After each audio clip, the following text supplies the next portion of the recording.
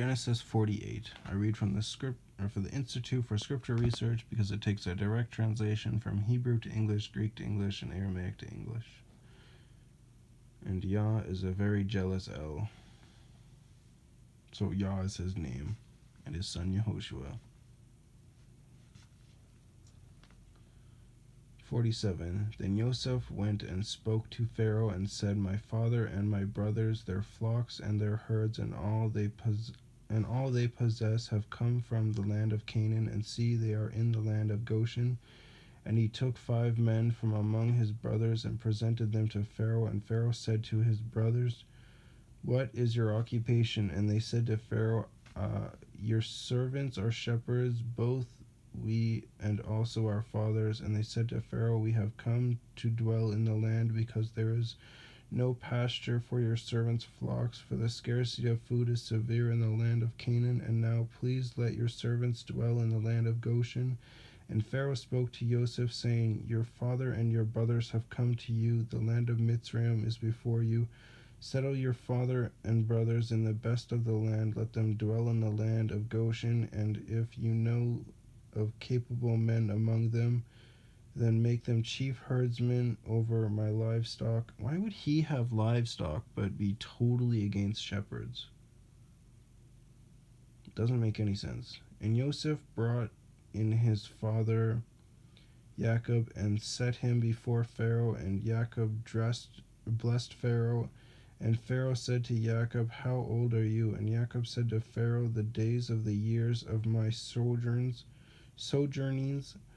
are 130 years. Few and evil have seen the days of the years of my life, and they have not reached the days of the years of the life of my fathers in the days of the sojourns. And Jacob blessed Pharaoh and went out from before Pharaoh. So Joseph settled his father and his brothers and gave them a possession in the land of Mitzrayim, in the best of the land, in the land of Rameses, R'Ameses, as Pharaoh had commanded. And Joseph provided his father and his brothers and all his father's household with bread for the mouth of the little ones. And there was no bread in all the land, because the scarcity of food was very severe in the land of Mitzrayim, and all the land of Canaan became exhausted from the scarcity of food. And Joseph gathered up all the silver that was found in the land of Mitzrayim and in the land of Canaan for the grain which they bought. And Joseph brought the silver into Pharaoh's house. And when the silver was all spent in the land of Mitzrayim and in the land of Canaan, all the Mitzrites came to Joseph and said, Give us bread, for why should we die in your presence? For the silver is gone.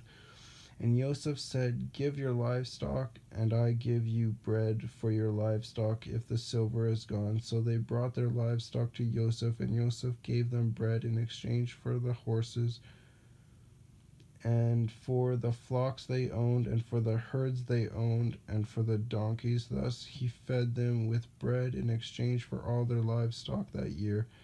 And when that year had ended, they came to him the next year and said to him, We do not hide from my master that our silver is all spent, and my master also has the livestock we owned. There has not been left any before my master but our bodies and our lands. Why should we die before your eyes, both we and our land? Buy us and our land for bread, and let us and our land be servants of Pharaoh. And give us seed, and let us live and not die, and let the land not lie waste. And Joseph bought the entire land of Mitzrayim for Pharaoh, because every man of the Mitzrites sold his field, because the scarcity of food was severe upon them, and the land came to be Pharaoh's. And as for the people, he moved them into the cities from one end of the borders of Mitzrayim to the other end. Only the ground of the priests he did not buy, for the priests had from what Pharaoh gave them by law, and they ate that which Pharaoh gave them by law. Therefore they did not sell their ground. And Joseph said to the people, Look, I have brought you and your land today for Pharaoh.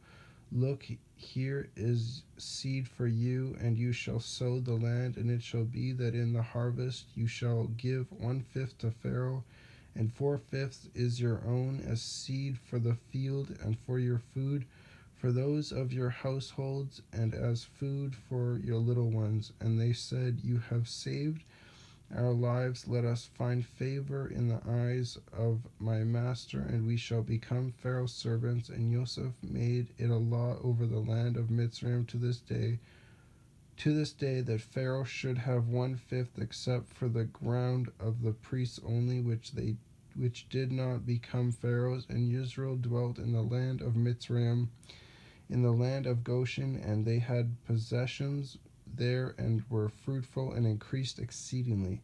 And Jacob lived in the land of Mitzrayim 17 years, so the length of Jacob's life was 147 years.